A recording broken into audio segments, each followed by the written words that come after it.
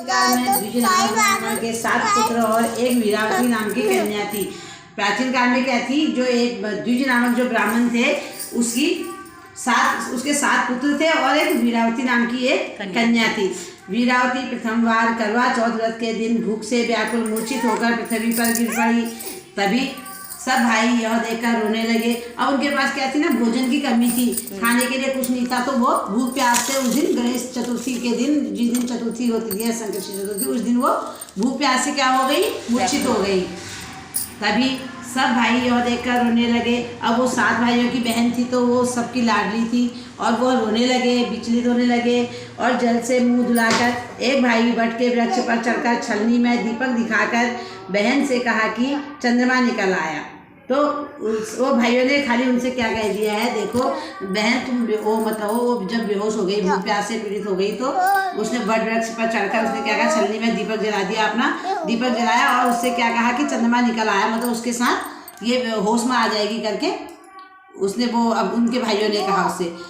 उस अग्नि रूप को चंद्रमा समझकर दुख छोड़ वह चंद्रमा को अर्घ देकर भोजन के लिए बैठी। उसने सचमुच का वो क्या समझा, चंद्रमा समझा। छलनी में दीपक दिखाकर बहन से कहा कि चंद्रमा निकल आया। उस अग्नि रूप को चंद्रमा समझकर दुख छोड़ वह चंद्रमा को अर्घ देकर भोजन के लिए बैठी। पहले कौर में बाल, तो उसने जैसे ही एक गस्सा अपने मुंह में डाला तो उस गस्से में क्या निकला, बाल निकला, कौर में बाल निकला। दूसरे कौर में छींक हो गई और जैसे दूसरा कौर डाल दी थी फिर उसको क्या आ गई, छींक आ गई। तीसरे कौर में बुलावा आ गया। ससुराल में उसने देखा कि उसका पति मरा पड़ा है। जब भाइयों ने उसके साथ मजाक किया तो उसे पता नहीं था, भाई उससे मजाक कर रहे थे। वो अपनी बहन को बेहोश नहीं देख पाए और विचलित हो गए। उन्होंने क्या किया, छोटा सा एक मजाक किया। उन्होंने छलनी के यहाँ पर दीपक जलाया और दीपक को चंद्रमा बताकर उसका व्रत तोड़वा दिया और उससे कहा कि देख बहन, चंद्रमा आ गया है, अब तुम व्रत तोड़ो। और जैसे वो खाने लगी, पूजा करके खाने लगी, तो उसके उसमें पहले बाल आ गया, फिर ठीक हो गई और दूसरा उसके ससुराल से बुलावा आ गया कि तेरा पति मरा पड़ा है। संयोग से वहाँ इंद्राणी आई। वीरावती उन्हें देखकर विलाप करते हुए बोली कि हे माँ, यह किस अपराध का फल मुझे मिला। अब देखो भाइयों ने मजाक किया था, अब उनको ये पता नहीं था कि ये मेरा इतना मजाक ये इतना बड़ा रूप धारण करेगी।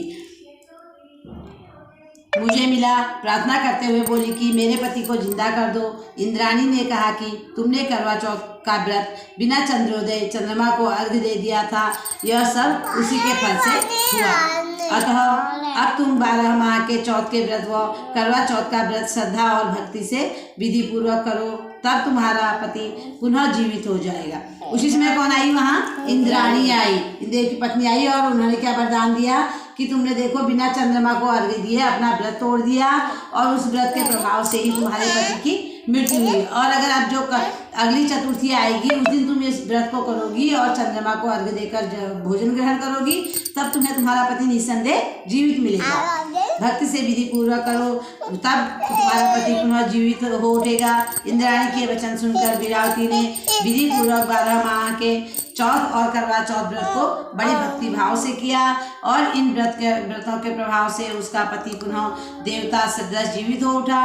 उसी दिन से यह करवा चौथ मनाई जाती है और व्रत रखा जाता है। माता, जैसे तुमने वीरावती के पति की रक्षा की वैसे सबके पतियों की रक्षा करना। तब से यह करवा चौथ का व्रत चलाया गया कि हर स्त्री के पति को जिंदा रखना, हर एक को स्वस्थ रखना। और तभी से माता, जैसे तुमने वीरावती के पति की रक्षा की वैसे सबके पतियों की रक्षा करना। बोलो करवा चौथ माता की जय, बोलो जय, भगवान की जय।